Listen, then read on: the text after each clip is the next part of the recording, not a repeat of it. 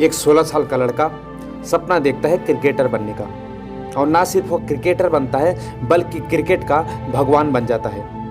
इससे साफ जाहिर होता है दोस्त कि सपने सच होते हैं, और कलाम साहब कहते हैं कि सपने को सच करने के लिए पहले सपने को देखना जरूरी है। दशरथ मांझी ने एक सपना देखा पहाड़ तोड़ने का। 22 साल लग गए एक छैनी और हथौड़ी की मदद से, लेकिन हाँ, तोड़ के ही माने। तुम्हारे मन में भी कई सारी ख्वाहिशें होंगी, कई सारे सपने होंगे, तुम उन्हें पूरा भी कर लोगे।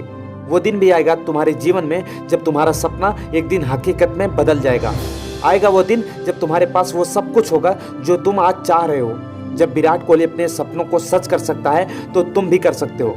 जब Thomas Alva Edison, Usain Bolt, Jack Ma इतनी बार हारने के बावजूद अपने सपनों को सच कर सकते हैं तो हम सब भी कर सकते हैं। जब Abraham Lincoln, doctor Bhimrao Ambedkar इतने बुरे हालातों से निकलकर अपने सपनों को सच कर सकते हैं ना, तो हम सब कर सकते हैं। देखो दोस्त, उनके भी 2 हाथ पैर थे और हमारे भी 2 हाथ पैर हैं। उनके पास भी 24 घंटे थे और हम सबके पास भी 24 घंटे ही हैं। फर्क इतना सा है कि उनका सपना आपके सपने से बड़ा था, उनकी जिद आपकी जिद से बड़ी थी। क्या उनको मुश्किलें नहीं आई होंगी?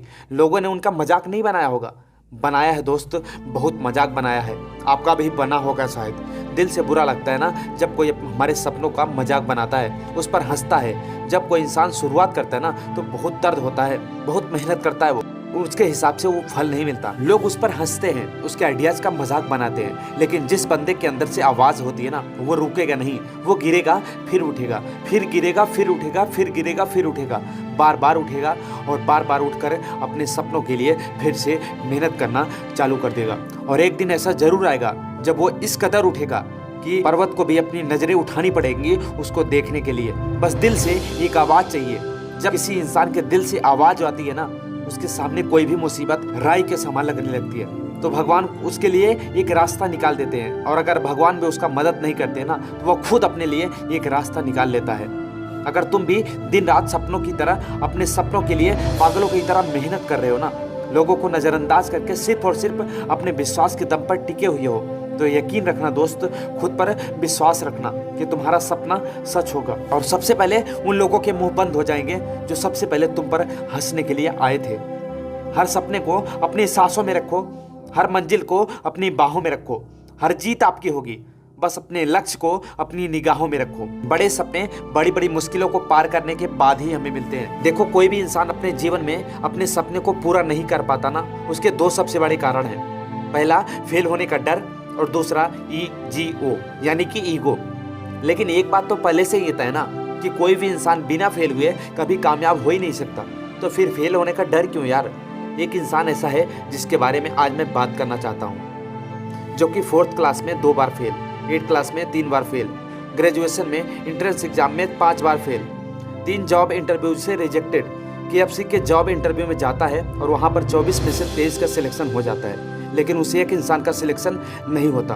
फिर वो कॉलेज में भर्ती होने के लिए जाता है, वहाँ पर मौजूद 5 में से 4 इंसान का सिलेक्शन हो जाता है, लेकिन उसे एक इंसान का सिलेक्शन नहीं होता। वो फिर से जॉब इंटरव्यू के लिए जाता है। वो इस बार अपने साथ अपने फ्रेंड को ले जाता है जिसका उनसे भी कम मार्क्स होते हैं। उनके फ्रेंड का सिलेक्शन हो जाता है लेकिन उसका सिलेक्शन नहीं होता।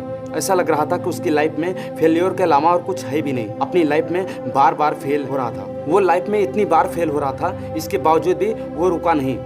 और आज हम उस इंसान को जानते हैं जो चाइना के सबसे अमीर इंसान और अलीबाबा कंपनी के फाउंडर जैक मा के नाम से। जब वे इतना फेल होने के बावजूद भी चाइना के सबसे अमीर इंसान बन सकते हैं, तो मुझे तो नहीं लगता कि हम सबकी लाइफ में इतने फेल्योर आते होंगे या फिर आने वाले होंगे। अगर आप फेल हो गए ना तो कोई बात नहीं, क्योंकि फेल होने से लर्निंग और एक्सपीरियंस दोनों बढ़ती है, और एक्सपीरियंस और लर्निंग से सक्सेस मिलती है।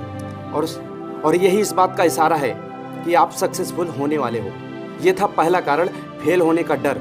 और दूसरा कारण है अपनी सेल्फ EGO यानी कि ईगो। एक रिसर्च शो करती है कि आधे से ज़्यादा लोग सिर्फ अपने ईगो के कारण अपनी ज़िंदगी में कुछ बड़ा नहीं कर पाते। अगर आपको छोटे से छोटे लेवल का काम करना पड़ रहा है ना, तो याद रखना, बचपन में मोदी जी ने चाय बेची थी, अमेरिका के पूर्व राष्ट्रपति अब्राहम लिंकन ने बचपन में जूते सिले थे, धीरूभाई अंबानी ने पेट्रोल पंप पर काम करे थे। अपनी सोच को हमेशा बड़ा रखो, लेकिन शुरुआत हमेशा छोटे से छोटे लेवल से करो।